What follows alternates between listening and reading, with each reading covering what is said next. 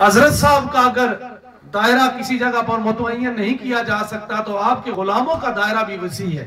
یہ جدھر بھی جائیں یہ نوکر ہی رہیں گے, یہ جدھر بھی جائیں یہ خلیفہ ہی رہیں گے. تو ان کے اوپر یہ کرم ہے کہ یہ ڈیوٹی ماشاءاللہ بڑے خوبصورت انداز میں لندن میں کر رہے ہیں. جس طرح ادھر بھائی محمد وسیم صاحب اور مختلف دنیا کے مختلف گوشوں میں ساتھی کر رہے ہیں, تو اس طرح یہ ادھر کر رہے ہیں. ان کی آمد سے قبل ایک نعرہ لگاؤں گا, آپ نے جواب دینا ہے. نعرہ تکبیر, نعرہ تکبیر, نعرہ رسالہ, نعرہ رسالہ, نعرہ رسالہ, نعرہ رسالہ, لبیک لبیک آستانہ علیہ عیدگاہ شریف, آستانہ علیہ عیدگاہ شریف, آستانہ علیہ عیدگاہ شریف. السلام علیکم.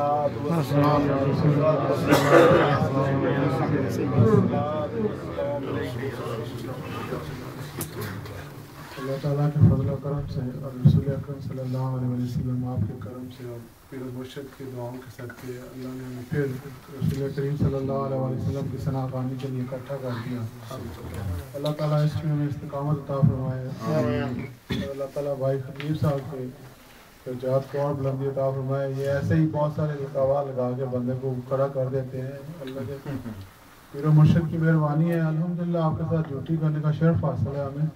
لیکن اتنا کچھ کیونکہ یہ مجلس میں محفل چلانے کی ذمہ داری نہیں ہے, مجھے اتنا کچھ آتا نہیں ہے. انہوں نے اتنے رکاوٹ لگا دیتے ہیں. جو کچھ میں بولوں گا وہ اس میں کمی ہوگی تو میری ہی طرف سے ہوگی, کیونکہ آقا کا ذکر ورا الورا ہے.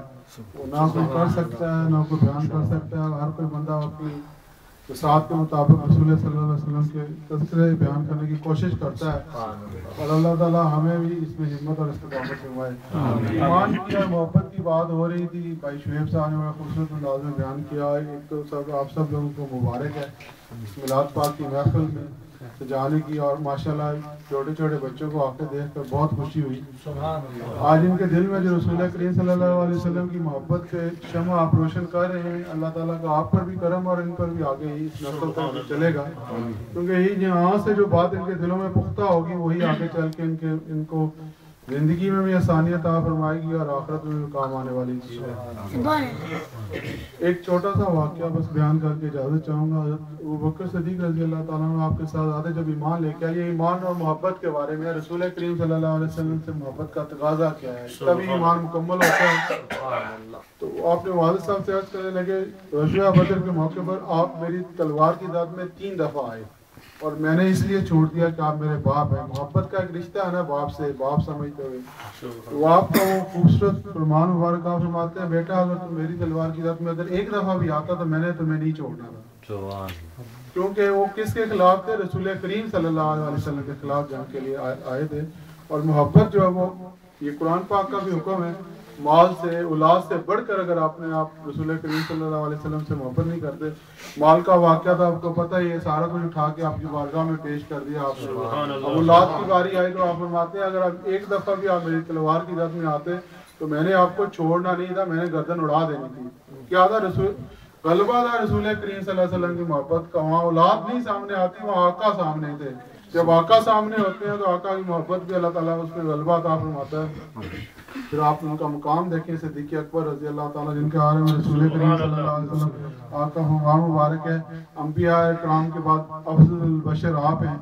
تو وہ فرماتے ہیں اگر آپ ایک دفعہ میرے آگے آتے تو میں نے نہیں چھوڑنا تھا. اس لیے محبت رسول صلی اللہ علیہ وسلم جو ہے نا, اس کو اپنی جان سے اولاد سے بڑھ کر جتنا بندہ اس میں آگے بڑھتا ہے انسان کو اتنا ہی رسول کریم صلی اللہ علیہ وسلم سے قربت حاصل ہوتی ہے. اس کا طریقہ یہی ہے, اللہ تعالیٰ نے ہم پر فضل یہ اتنا احسان فرمایا ہوا ہے, ہمیں اس آستانے سے جوڑ دیا ہوا ہے جو ذکر ہی رسول کریم صلی اللہ علیہ وسلم. اگر آپ پیر مرشد کا ساتھ اپنا تعلق کو جس طرح بھائی فرما رہے تھے مضبوط کرتے چلے جائیں گے, آپ کے دل میں رسول کریم صلی اللہ علیہ وسلم کی محبت بڑھتی چلی جائے گی. ظاہر ہے اس طریقت کے جو سلسلے ہوتے ہیں اس میں پہلے مرشد کریم سے محبت انسان کو حاصل ہوتی ہے. مرشد کریم اصل درس تو وہی دیتے ہیں نا, بات تو رسول کریم کی کرتے ہیں, لیکن جس طرح ان کی بارے میں انسان کی ان سے محبت بڑھتی چلی جاتی ہے اتنا انسان رسول کریم کے نزدیک ہوتا چلا جاتا ہے. اور جس طرح آپ کی محبت کا غلبہ ہوتا ہے اسی طرح انسان آگے اللہ تعالیٰ کی محبت میں انسان کو ترقی ہوتی چلی جاتی ہے.